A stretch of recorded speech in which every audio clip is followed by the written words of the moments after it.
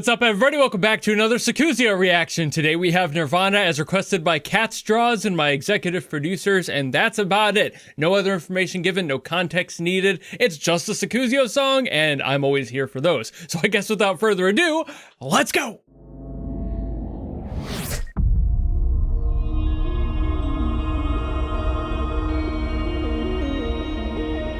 Okay. It's always scary getting into an 8-minute long musical journey and not knowing what to expect.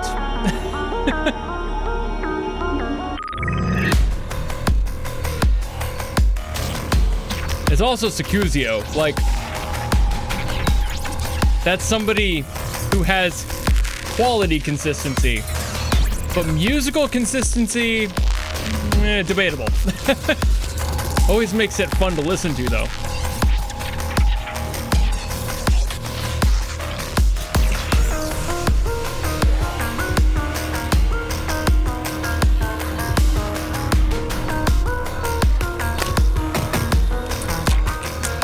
There's that sound design, though. Always with the, like, really crispy and crunchy sound design from Sakuzyo.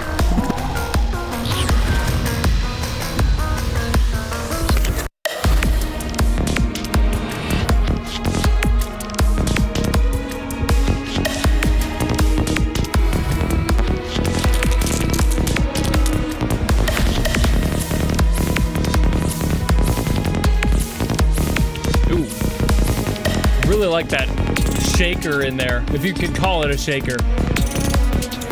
Sounded more like somebody throwing sand around.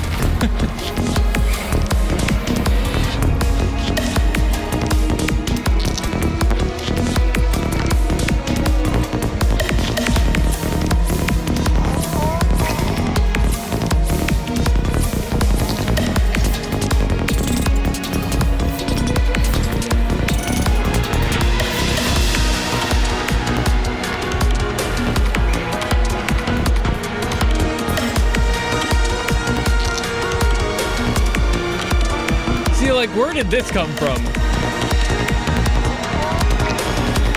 The scalability of Sakuzyo's work is always beautiful yet confusing. It's not that it's wrong. It's just that it kind of shows up and you're like, oh, that's new.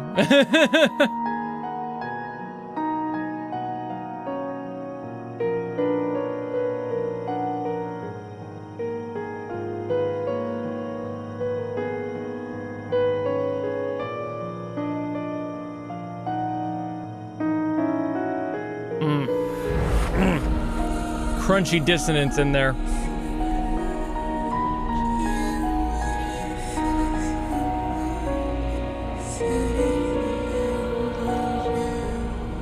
I feel like this is the type of song where you should listen to it alone in a room, eyes closed,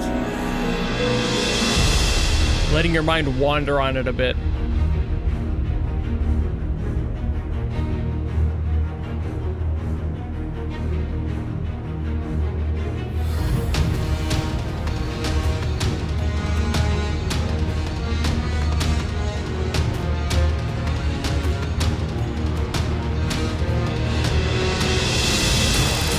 I feel like there's got to be a story in here. It's way too structured to not have one.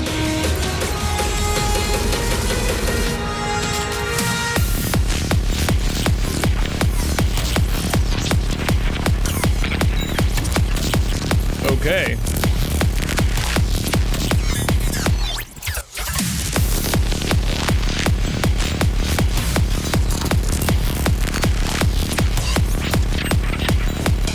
This is one of my favorite things about Sakuzyo, though. Despite how much is going on, you can still feel that there is, like, a direction. Even though things can be surprising, it's not like it's out of the realm of possibility.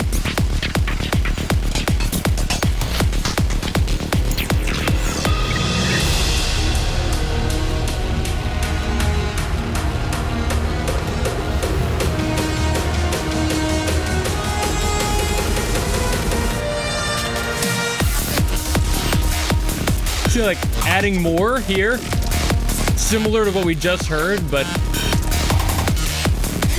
now it's a lot more hectic. There's more detail in all of the sound design. New aspects of it showing up.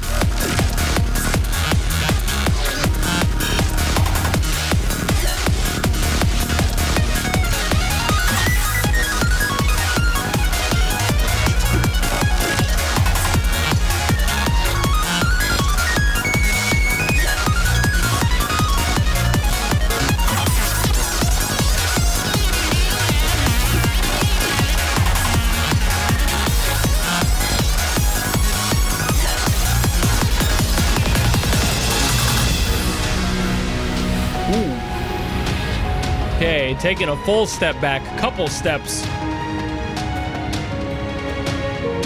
See, like, we're revisiting this part from earlier.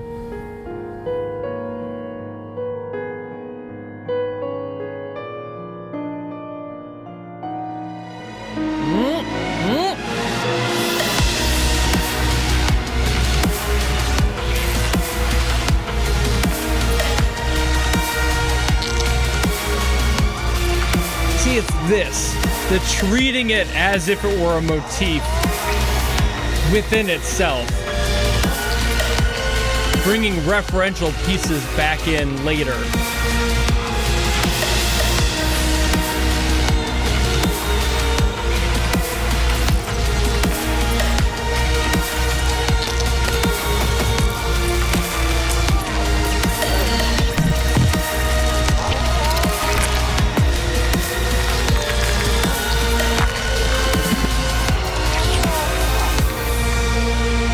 Super dramatic chord progressions being used here. Diving even further into that, using the strings to tell that part of the story too.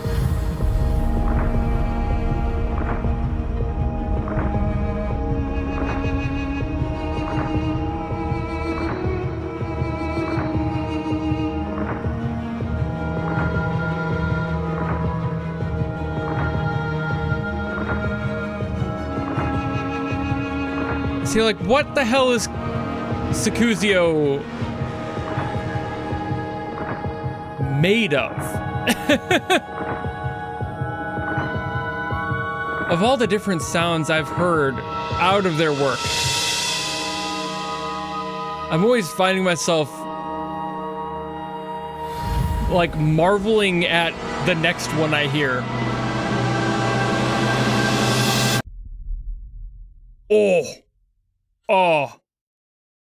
Oh, you sick fuck, ending it like that. How dare you?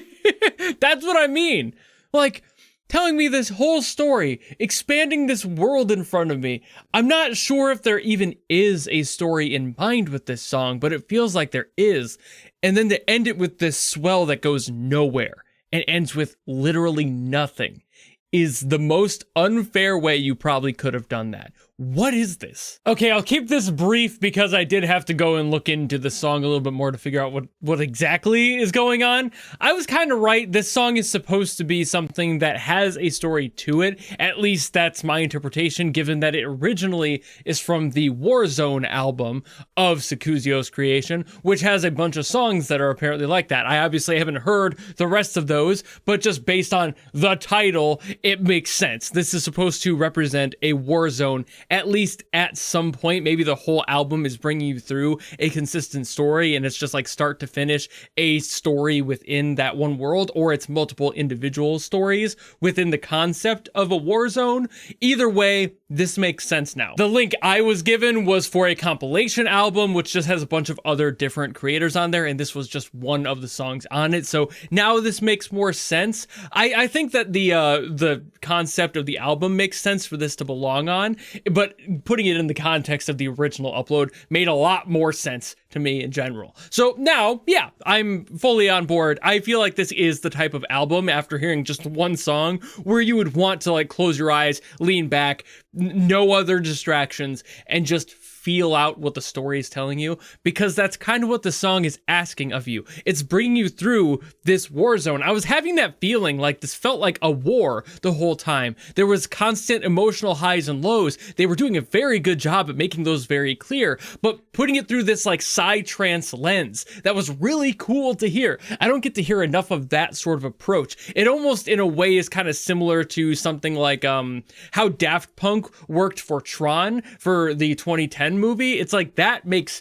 a lot of sense given everything about Tron and Daft Punk. They kind of align in a perfect way. And I think that psytrance in a weird way kind of aligns to war, you know, just like at least modern war, because of how it feels. It's dirty. It has a lot of sound design elements in it, things that are muddying up the sound, just like it would be happening if you were in a futuristic battlefield. A bunch of drones flying overhead, shit going everywhere. You don't know what's making these noises, but they're flying past your ears, and just everything you can do to stay alive is all you can do. But also keeping it rooted with all of the traditional elements in there, like the strings and the horns. So like it still felt orchestral and cinematic, while also having a lot of that new wave sort of sound to it that made it feel like something that would fit perfectly in like a modern Call of Duty game in a lot of ways. Not that I play those either, but I could feel like this would be a great blueprint. Or if they were to try and make a game that wasn't garbage, start here, maybe. Ask Sakuzyo to like write something, build a game around that sound. I feel like that would do very well. I think it would be a phenomenal visual spectacle as well, just having to match all of that energy. There's so much going on, you know? Maybe stop making the same plot 5 times over. But my personal thoughts about Call of Duty these days aside, it's a really beautiful song. In every single place it was bringing me through, I could feel those emotional transitions all the way through. There wasn't too much like building up on the chords of this one. They moved around a lot. There's definitely some more chord consistency in here than I expected. A lot of electronic music doesn't really need or have that because a lot of the focus tends to be on sound design. And while that is true in this case, they had consistent chords that were then thrown to like different keys. So it was constantly jumping around, and sound design made it harder to figure out what was exactly happening. But I feel like a lot of it was based around the E flat minor. They also had a B flat in there. They had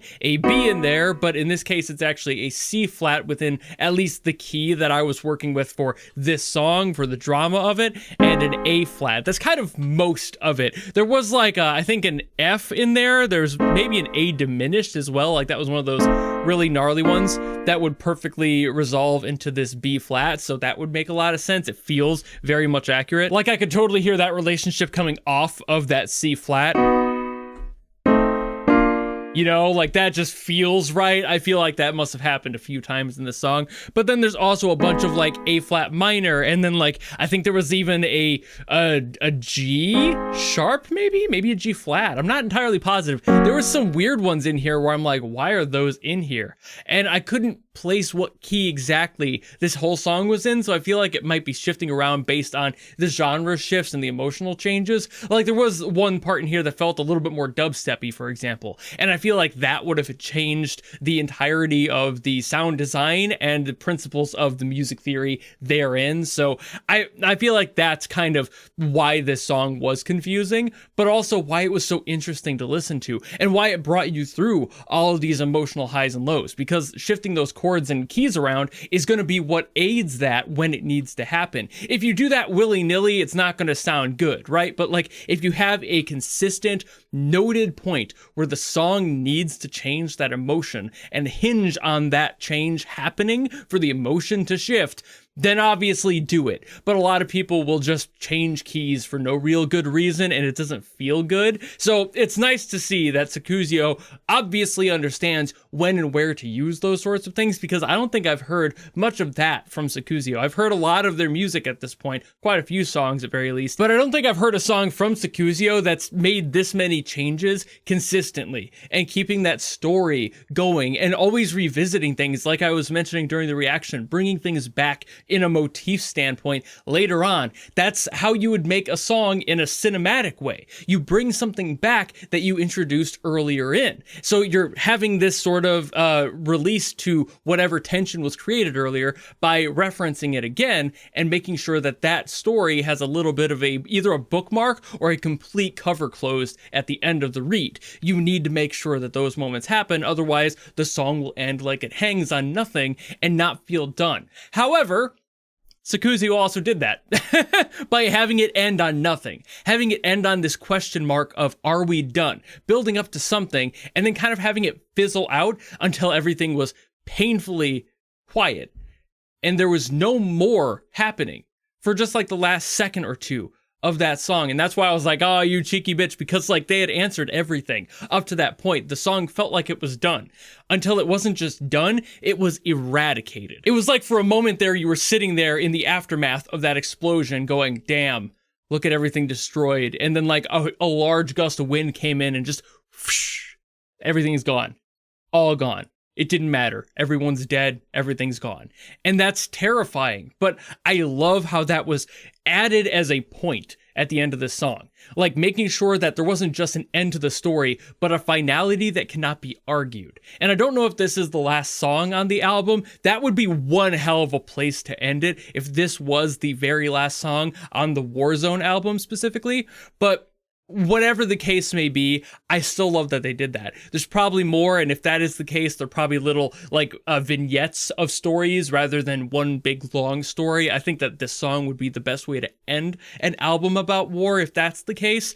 But whatever that case may be, it's still a really beautiful song, and I love what Sakuzyo did here. I haven't heard this side of Sakuzyo, and like I mentioned earlier, every single time I hear a Sakuzyo song, there's something new that comes out from it. So I'm excited to hear the next one, whatever that may be. So if you want to see whatever that is, stick around maybe, because I'm sure it's going to be happening, but I am done here for today. Thank you all so very much for watching. If you enjoyed this video and you want me to get to something else, drop in the comments below, and I will do my best as always to get to those. Or if you want to guarantee something, much like Catstraws did for this one, you can always go to my Patreon or my YouTube memberships where you can force me to listen to something. It doesn't matter what it's from, who it's by, if it's good or bad, none of that matters. That's why it's a guarantee. But if you don't want to do any of that, and maybe just want to follow me and support me for more stuff coming in the future, you know how to do all that. And I'll see all of you in the next video.